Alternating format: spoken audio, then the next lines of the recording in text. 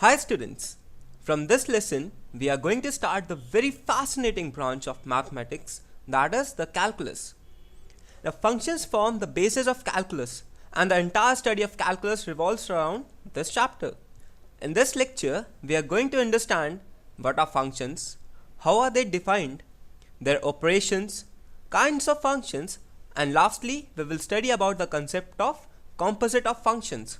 So without any moment of delay, let's begin. Before we start studying about functions, it's important for us to know about relations. A relation means that two objects or quantities are connected or linked to each other. Now, in our daily life, we come across many patterns, that characterize relations such as brothers and sisters, father and son, teacher and students, and so on. In mathematics also, we find many relations like a number m could be greater than n, any line is perpendicular to other line, any set is a subset of other set. So there are in all so many relations. So a relation R from a non-empty set A to another non-empty set B is a subset of A cross B. Now what is A cross B? A cross B is also called as the Cartesian product of these two sets A and B, and it represents the combination of all the orderly pairs of elements from set A and set B.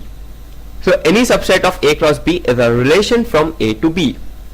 Mathematically we can denote it as R is a subset of A cross B, where A belongs to the set A and B belongs to the set B. Once again, a relation means that two objects or quantities are connected or linked to each other, and R is a subset of A cross B. Now let's try to understand it through an example.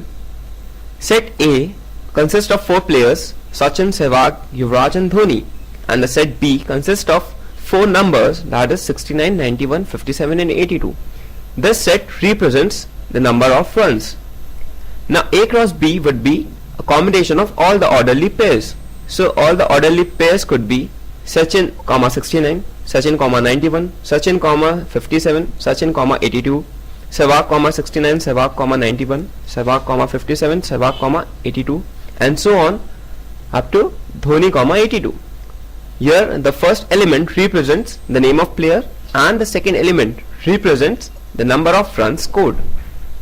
Now, if Sachin made 91 runs, Sehwag made 82 runs, Yuvraj made 69 runs and Dhoni made 57 runs, then it represents the number of runs made by these players during any one-day international against Australia, and so this becomes a relation. Once again, the relation R equal to Sachin, 91, Sehwag, 82, Yuvraj, 69 and Dhoni, 57 is a relationship where A is the name of player and B represents the number of runs scored. So thus we see that any relation is a subset of A cross B. That is the Cartesian product of these two sets. Thus, the subset is derived by describing a relation between the first element and the second element of the ordered pair A cross B. In this example, we have this first element representing the name of player and set B represents the number of runs scored. So, any pair like Sachin, 91 represents Sachin scoring 91 runs. The second element is called as the image of the first element. If there is any relation R, then the second element, that is the element that belongs to the set B, is called as the image of the first element, the mirror being the relation. So the first is called the pre-image and the second element is called as the image. Now let's define domain of a relation. The domain of relation R is the set of all those elements A, element of set A, such that A, B is an element of R for some element B that belongs to the set B. Now it is precisely written as domain of R, that is domain of relation, and this is equal to A being element of A and A, B element of R for some B element of set B. Now in simple words we can say that it is a set of all first elements of the ordered pairs in the relation R from set A to set B, and so it is called as the domain of relation R. So all the first elements, that is the elements that belong to set A, are called as the domain of any relation R. Now what is range of a relation? The range of R is the set of all those elements B, elements of set B, such that A comma B, this is a pair, is an element of relation for some A element of set A. This range is the set of second components of all the ordered pairs which belong to relation.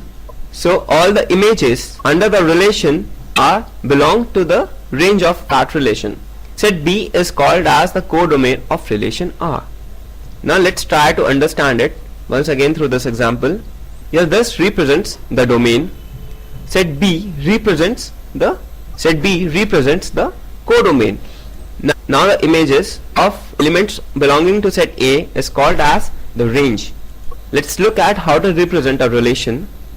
Now by arrow diagram, this is set A which has elements 1, 2, 3, 4, and this is set B which has elements 0 to 4. Now this element 1 corresponds to element 2 of set B, and it also corresponds to element 4. Similarly, 2 corresponds to element 4, 3 corresponds to element 4. Now A is equal to 1, 2, 3, 4. That is, this represents set A.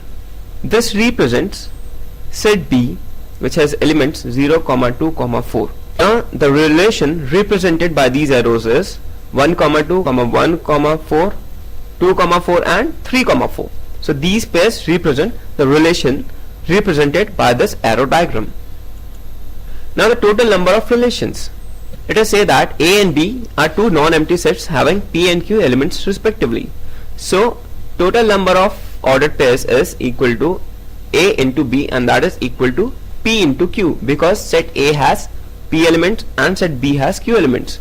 Therefore the total number of subsets of A cross B would be equal to 2 to the power P into Q.